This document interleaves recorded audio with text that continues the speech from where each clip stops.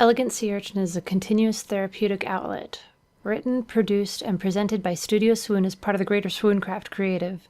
You can support this and all things Swoon by subbing, sharing, becoming a patron, or making a one-time donation. Before the program starts, we've been instructed to share a message from your celestial neighbors. They want you to stop laying on your back and/or looking up when you masturbate. Have you forgotten that they observe in different wavelengths, rendering walls and ceilings meaningless? We have collectively weirded them out with the looks and faces we make. They thank you in advance for accommodating their needs. Hey, you, listening. Thanks, and enjoy. We were at Grimsmith, waiting at the cross.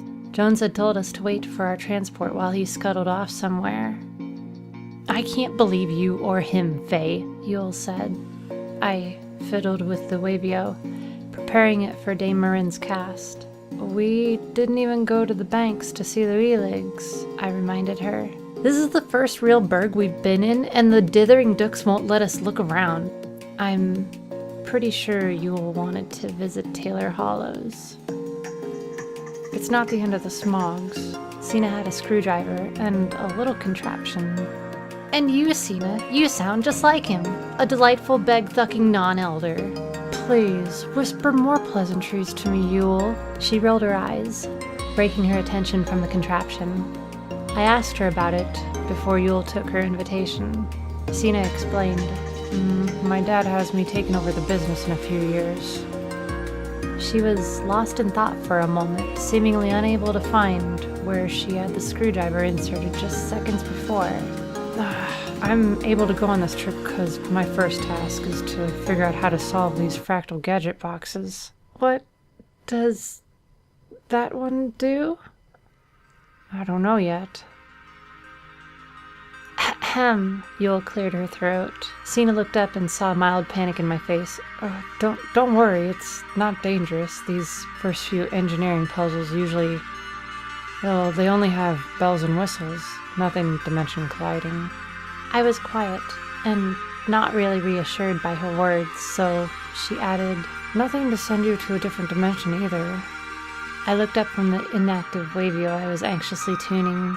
Yeah, I try to catch most of your casts since the championship.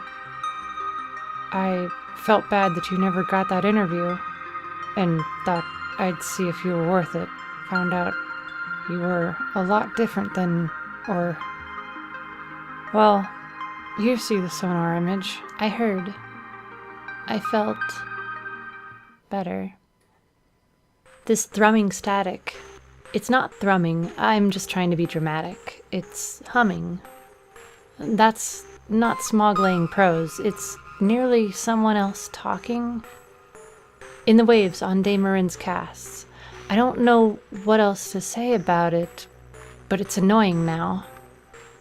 I want to hear about the new chords being laid to improve our lives, but I couldn't because as she was getting to their use, the static hum talking came to a crescendo and lasted for minutes, Smogs, and when I asked the Dooks about it, he says that whatever's happening in Dame's fragment of reality doesn't affect us. But how can that be true when I hear her casts? When I can find my way to the stores she promotes? I was on Yule's side when 2 sevens had passed, and we were still waiting for the Dooks. Nothing had arrived to pick us up. Beyond the cross, a voice had been going on for some time, so I told my urchin friends, I'm gonna take a walk. Me too, said Yule. Honestly, Sina sighed and said she'd stay there. Yule and I winded through the canals and found a small group gathered. They were looking up at the lamp, and there atop it was a man, wrapped around it, talking what sounded like nonsense at first, but we did come in the middle. Like sediment, what foundation made your hollow? The cruel eldritch have left us again, and how long do you think your foundation will last? We've all read the doctrine from our learnings years. You, fiery-haired urchin in the back, what do you know about the ancient buildings? Yule glanced at me. They built with mortar, lumber, and iron. Precisely. And who? People? Yes, our ancestors made on just, well, without the Eldritch. Some people in the crowd began murmuring. The hair on the back of my neck stood up. If we could do it before, we can do it now. The Eldritch have only been giving us vague directions. When was the last 5 millennia Not ago us, since but the tendrils. directly And you know what? influenced us? There's no proof. The murmuring got louder. You're wrong. The lamp flickered to life. The sky wasn't even dithering, and I saw his face, and something behind it seemed to wriggle. His eyes of violet on the cusp of higher vision. How am I wrong? Urchin. Finished their learnings here? The Eldritch are still whispering to us. I've heard them. Yule stepped closer to me. Yule muttered something. We've got to Heard go. them, did you? The sky seemed to dim, the sickly yellow light of the lamp illuminating odd shapes and casting strange shadows. I'm a tendril in training. Yule grabbed my hand. All of the crowd turned to face us, strange, piercing eyes like starlight being their only features. I hear them too, and if you keep rippling like this, then I'll have to... We're only concerned with Fatal Knox.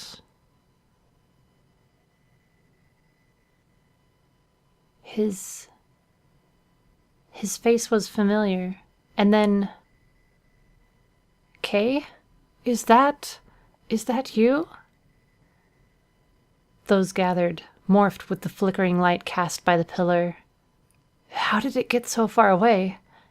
And to my horror, the shape of the mob expanded, the pinpoints of their shining eyes amalgamating to 2 single points, stars piercing right through me. And I fell. Leagues of dimensions torrenting around me. I was on the bank of the Augur Lake. Yule had my hand. She looked concerned. Faye, I think the heat got to you. She handed me a shroom chew and what remained of the molasses she was sipping. I told myself I'd keep my mind out of the rapids. But that was... I looked across the bank. The Weeligs and their fuzzy, spiny, pill-shaped bodies lurked right below the shallow of the viscous lake. Many of them wriggling and screwing, gulping up over the surface, spinning the atmosphere into the gunk that spans several kilometers. The gunk that keeps most people away.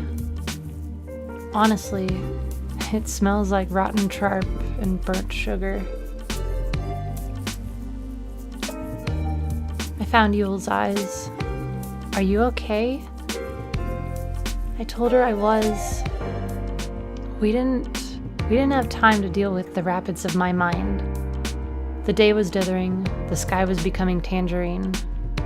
We had to meet the Dukes and Sina to catch our track cab. Yule begrudgingly jetted with me as I finished the last of the molasses, giving a silent thanks to Fraziling and Heather. Just in time, Urchins, Said Jones. Sina stood beside him. Last track cab. It's gonna be rough going by smogs, so I hope the day to explore Grimsmith was worth it. I climbed aboard, resting my pack under my head. I watched the rippling tangerine of the dying day. Then at the corner of my eye, slightly obscured by the swirling smogs, there was a ray of light refracted perfectly in the distance, in the direction our tracks were laid. I know we're on the right path to Lunatha. Jones had me carve our path on the charts. But he seemed hesitant about some of my decisions. He told me that when he explained our route, Sina objected in a similar manner to him. It's all mostly direct paths. And some of my decisions, the more questionable ones, were to see some wildlife I've only read of. I know that there's a lot I don't know about all these places we'll pass through. Now I wonder if we'll get to our destination or get lost in the horrid shadows across our tangerine speck. In the spare time the Dooks gave us, I found a hollow that sold me his newer book, Exploration of the Smogs. The denizens of Grimsmith seem very fond of the Dooks. The uncle all but wanted to give me the book. Right here. Greet a tendril and no hell. Leave a youth and no pollution. This is how his take begins. What I got through was much the same of what he said before. Jones worries about the smogs and how our lives will change if they're gone. With an overabundance of light, we'll likely get smothered. There's something about the tempo of his words. The Dooks comes off as anxious in the first part that I've read. It's almost like this isn't written for common denizens, but for the tendrils, or Eldritch themselves. But how could his words reach them if they don't take any Dooks seriously? I could see him making nullship in his travels and studies. He wouldn't be the first Dooks to do so. Even if that's the case, what if his point is that it'll be too late by the time he reaches that point? There's more to this. I'll let you listeners hear my ripples when I get through more of his writing. When I finally set the text down, before us, on our path, the smogs were too thin to obscure the luring light growing on the horizon. Since I couldn't rest without visions of stars plaguing my mind, I took the rail spike from my thigh, very careful to keep it a little quiet.